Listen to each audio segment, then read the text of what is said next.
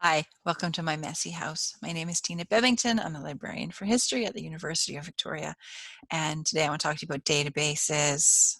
Yeah, when you have done your pre-thinking and your pre-research and you have a solid, specific research question in your head, then it's time to look at doing research. Typically, you're asked to find scholarly articles, which is what research databases help you find. Scholarly means they're by scholars for scholars, and they're reviewed and edited by scholars. So you're looking for usually something that is peer-reviewed or from a peer-reviewed journal. This means that an author submits an article for publication to a particular journal. It gets reviewed by peers in her or his field. Then it gets sent back for revisions. And the whole goal of this is to make sure that it is actually an article for that discipline done in a disciplinary way, that it makes sense, it's logical, it's well done. They're not looking for the only answer or the right answer. They're looking to see that it fits the conventions of the discipline. So it can be part of that scholarly conversation, which is so important. So each discipline has different conventions, different ways of doing things.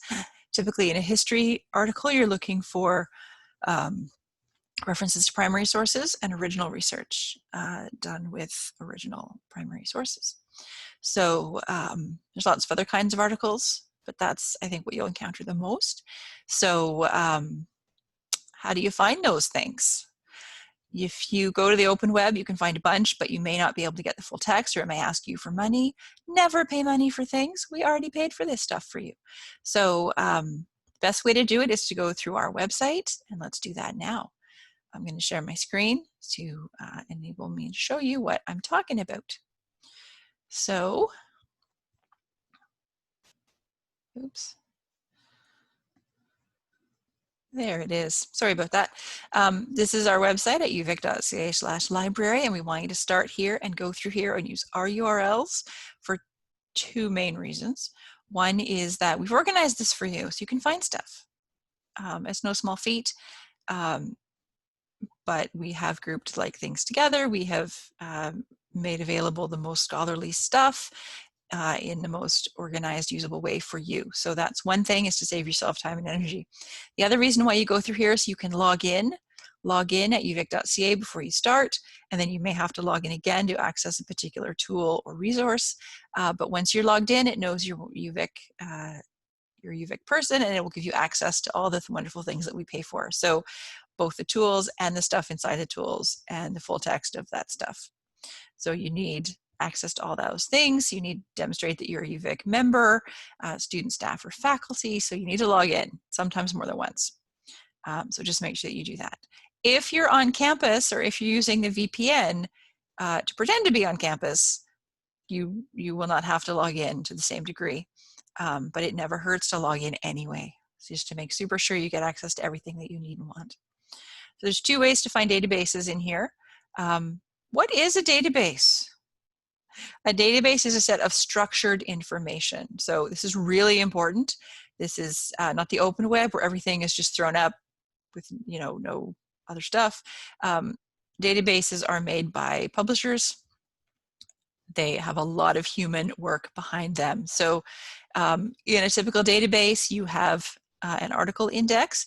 Each article inside that index has been described and organized by some human person. So a human being read that article and decided what it was about and put on appropriate subject headings or keyword tags. They described it with the author and the name of the journal and the date information, so that not only can you find it, but you can use it. And I'll show you later some of those neat tools that work facilitates. But these things have been not assessed, but certainly reviewed and described by human people, expert indexers. Sometimes there's additional information from the author in there. And one of the most useful things is the abstracts.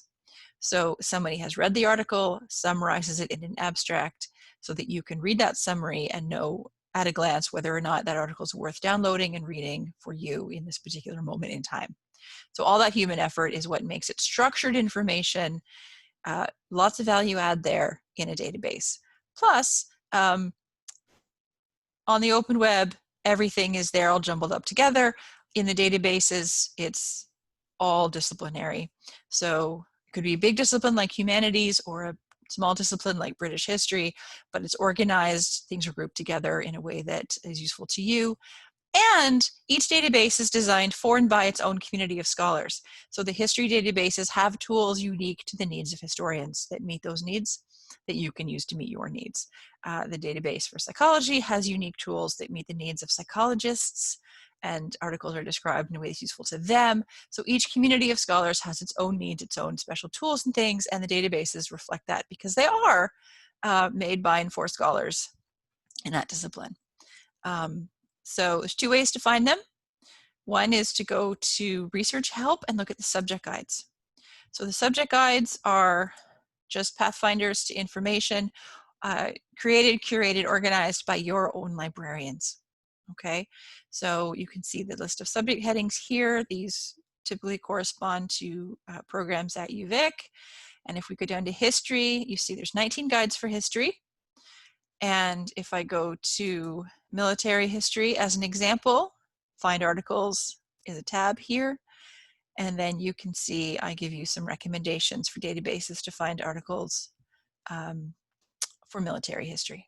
Okay, so this is where I park my brain. This is where I put what I know, so that if you can't find me or it's the weekend or you're anxious to get going, you can start here and see what would Tina say about this, because I've said it, it's on here, it's in my guides. Okay, so that's one option. The other option to find databases, let's go back to the library's homepage now, is under search options, which is the library way of saying, what are you trying to find? There's a databases page. So if you Google UVic library databases, you'll get to this page as well. It's not even as hard as I'm making it look.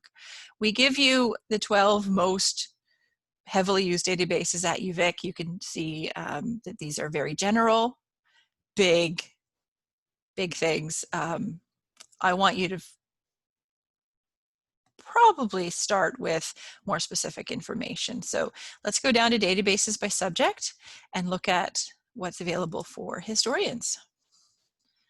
So if we go all the way down to history, there's 183 databases for history, but don't be alarmed by that. That includes a lot of different things. That includes archival sources, historic newspapers, all kinds of stuff. You can go in here and see that I've picked out sort of the most important ones that are be most useful to the most historians. Specifically, that's America History and Life and Historical Abstracts. We'll talk about those in a bit. But you know, if you don't know where else to start, just, you know, you're in a history class, so go to the history list, pick a database and try it. Just try things. You can read the descriptions of the databases over here under details, and it'll give you a very, very brief overview of what's in the database and why you might like to use it. And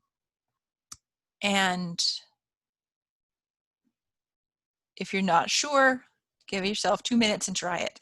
You can probably figure out very, very quickly if a database is going to be helpful or not in a minute or two of searching. Remember, you've already got your research question, pull your keywords out of that, try it. Just try a database, see what happens.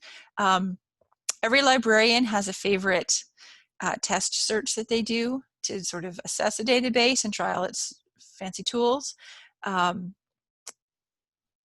Mine is Hitler in Poland, because there's infinite articles about Hitler in Poland. My colleague always searches for butter. My social sciences colleague always searches for death studies. We all have our favorite little thing, but you try your topic in a database, see if it works. You'll know in under 2 minutes, I promise you. If it's not working, try another tool, try another database. If it is working, carry on, because you found something that works for you. But you can't break these, so try them. Try all the features, try all the different ways of searching that it provides, play with, you know, the limiters and the other tools. We'll talk about that in a bit, and see what works.